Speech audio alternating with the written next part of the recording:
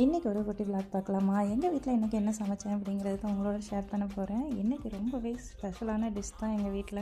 ரொம்ப நாள் ஆச்சு ஃபிஷ் கறி வச்சு வெறும் மட்டன் சிக்கன் இப்படியே தான் போயிட்டு இருந்துச்சு. இன்றைக்கி நைட் ஃபிஷ் கறி வைக்கலான்னு சொல்லிட்டு தான் ஃபிஷ் வாங்கிறதுக்காக போயிருந்தாங்க. ஆனால் அங்கே போனவுடனே அப்படியே பிளான் மாறிடுச்சு. சாலமன் மீனோட ஹெட்டு தான் வாங்கிட்டு வந்திருந்தாங்க. ஹெட் கறி வச்சு ரொம்ப நாள் ஆனிச்சு.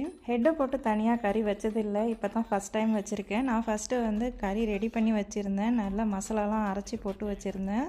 நல்லா காரம் சரமாக இருந்துச்சு. இவங்க ஆஃபீஸ் விட்டு வரப்போ ஹெட்டு வாங்கிட்டு வந்திருந்தாங்க. நான் ஃபுல்லாக இருக்கும் அப்படின்னு நினச்சேன். அழகாக கட் பண்ணி ஸ்லைஸ் பண்ணி சூப்பராக வாங்கிட்டு வந்திருந்தாங்க. நம்ம ஊர்லலாம் இந்த மாதிரி நான் பார்த்ததே இல்லை. சின்ன சின்ன ஹெட்ஸ் இருக்கும். பெரிய மீனாக இருந்தாக்கா 1-2 போடுவோம். நம்ம பார்க்கும்போதே சூப்பராக இருந்துச்சு. நல்லா எக்ஸைட்மெண்ட்டாக இருந்துச்சு. அப்படியே க்ளீன் பண்ணிவிட்டு ஒன்றா இறக்கியாச்சு. கறியில் இறக்கி விட்டுட்டு நல்லா ஒரு 20 மினிட்ஸ் அப்படியே ஃபுல் அண்ட் ஃபுல் ஹை ஃப்ளேம்லேயே கொதிக்க வச்சுட்டேன். ஏன்னா பெரிய ஹெட்டாக இருந்ததுனால. நெக்ஸ்ட்டு இடையில 3 தடவை நல்லா கிண்டி விட்டாச்சு. அப்போ தான் நல்லா எல்லா பக்கமும் வேகும் அப்படின்னு சொல்லிட்டு 20 மினிட்ஸ் கொதிச்சோடனே ஸ்டவ் ஆஃப் பண்ணிவிடுங்க.